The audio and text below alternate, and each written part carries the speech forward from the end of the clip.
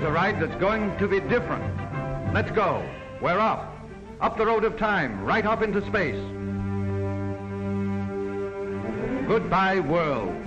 We're going back to the good old days, turning back the calendar, putting time in reverse gear. Back to the days when engineers knew how to build a pretty good gasoline engine without actually knowing what happened inside of it. But listen, you old-timers, hear that? And here's a picture of the villain on the soundtrack. Now you can sing. Did you ever see a knock knocking? Well, I did. What caused the knock? That's what everybody wanted to know prior to 1922. Some said it was a mechanical knock, and then suspicion fell upon the fuel. So they built a quartz window in a test engine. And these detectives of research watched the gasoline villain at work, and they got the evidence. Gasoline was burning unevenly and compressing and heating the unburned portion of the charge until it suddenly exploded, producing an audible banging noise. Some chemical was needed to control the burning of the fuel. And finally it was discovered that a rare compound of lead, mixed in proper proportions with gasoline, made an ideal anti-knock fuel.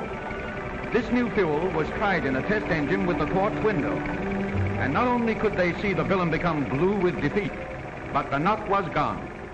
Horsepower increased, speed picked up, and the engine actually cooled off considerably. And so, as a result of research in fuels, progress marched on. But this research has not ended. Opportunities still lie ahead for further progress in this field, where great advances have already been made and more are certain to come.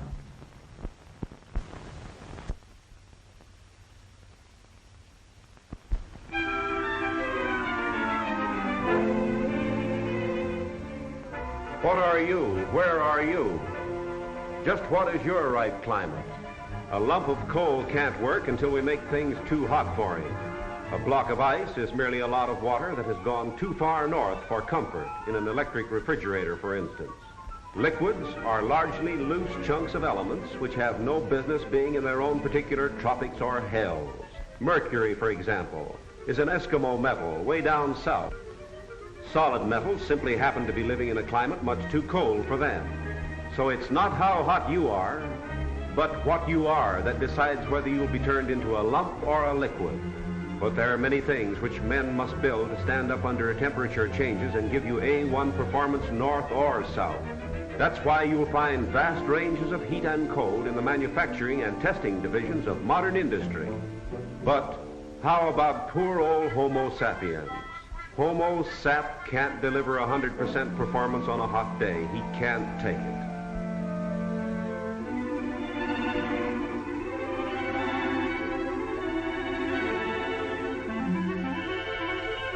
And on a cold day, he can't take it. Hot or cold, cold or hot, he's either a lump or a liquid. Performance in any climate just wasn't built into this human machine. It can't take it. Today, the same great enterprise that builds temperature-conquering performance into its own products is building the answer for human machines and human efficiency. Here's a little box. They call it a unit, and it will play a symphony of the seasons whenever you turn it on. Spring, summer,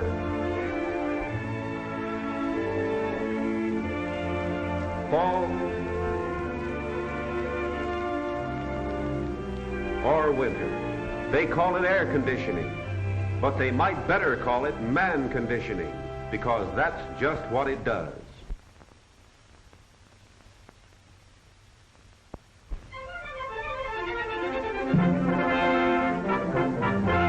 Remember how it used to be in the good old days? It wasn't only rough roads and hard tires that made you speak of the lovely countryside dancing in the sun. You were doing most of the dancing sitting down, and you could take it, but your car couldn't. Vibration was automobile enemy #1 until the research division again swung into action. Part fitted to part with micrometer precision was the first move against the enemy. Accuracy to 1/1,000,000th of an inch was the first law passed. And if you want an idea of what that means in comparison to a human hair, that's a hair on the right.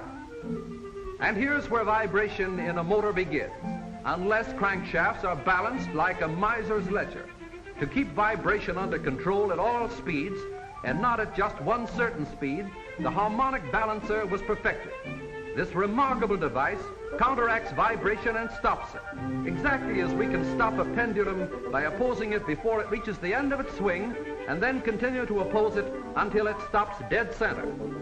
Watch the puddle of mercury sitting on an engine before the harmonic balancer comes into play. Then this device is added and vibration is entirely killed.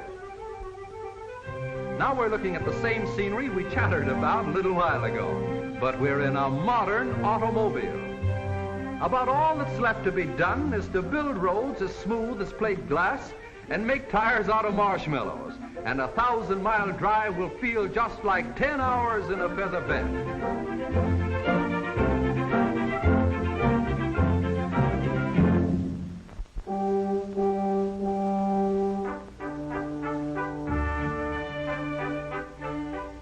Here are a few of the final exams for every product of the General Motors family before it graduates to you.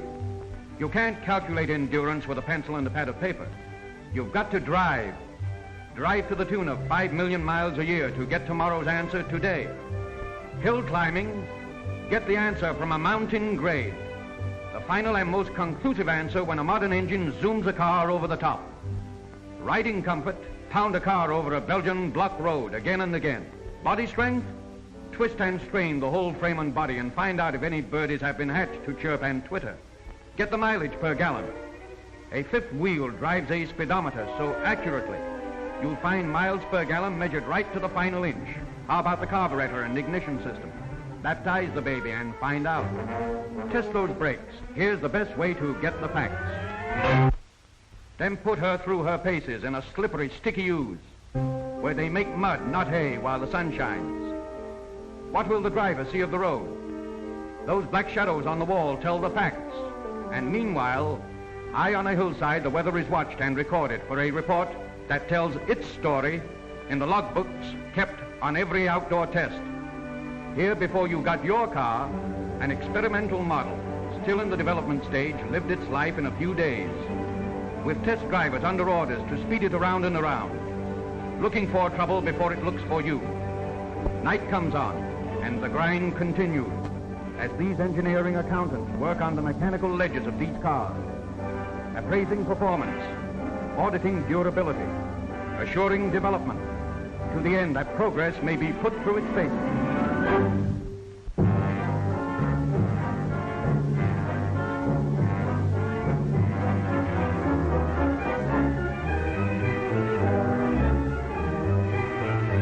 Motor cars for the million. Hundreds of accurate individual parts converging in a steady stream. Thousands of persons engaged in the creation of fine motor cars. But a great problem has always faced them and always will, and here's the problem. Thousands of new cars, millions of horsepower, but not a wheel can turn until one last item is added to complete the combination. And this last item is the one important part of every automobile that no manufacturer can build. And here it comes now. You've often seen a car without a driver, but have you ever seen a driver without a car? How would you surround him with a design and a mechanism which would please him in every particular? He demands change every year, for example.